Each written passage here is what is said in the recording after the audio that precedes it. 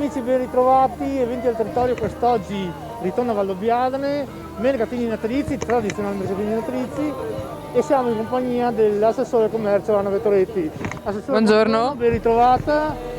Che dire, in tutta sicurezza, mascherine, gel e quant'altro, si riparte, la voglia di ripartire c'è.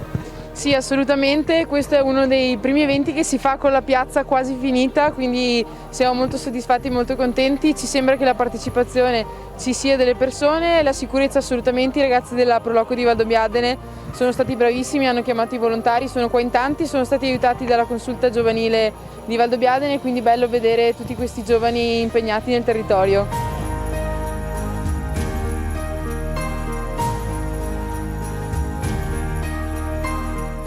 La giornata è anche bella e abbastanza vivibile, però se qualcuno ha freddo, dietro di noi abbiamo un chiosco ben fornito. Sì, noi con la Proloco siamo qui, come vedi, con un chiosco, abbiamo tè caldo, brulè, anche vino eventualmente, e invito la cittadinanza a venire a bere qualcosa, a farci un'offerta, perché sono le prime manifestazioni, anche se ancora in periodo Covid, che riusciamo comunque a svilupparle in sicurezza, e abbiamo bisogno di una mano per poterne fare ancora e per poter dare sempre qualcosa di più alla cittadinanza valdoviana.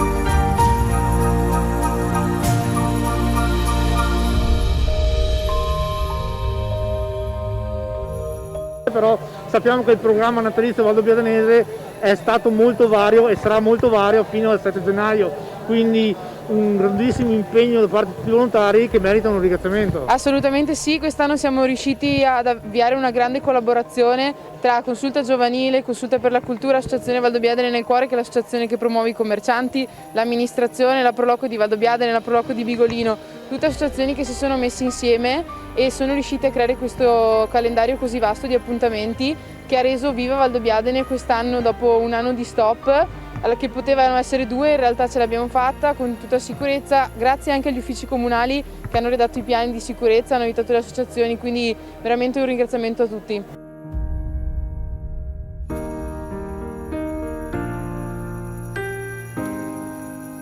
Faccio gli auguri a tutti quanti i valdobbiadenesi, spero che le festività natalizie si passino nel migliore dei modi e spero che possiate partecipare a tutti gli eventi che stiamo realizzando e a lietarvi le feste in questo modo. Vi ringrazio e buona giornata.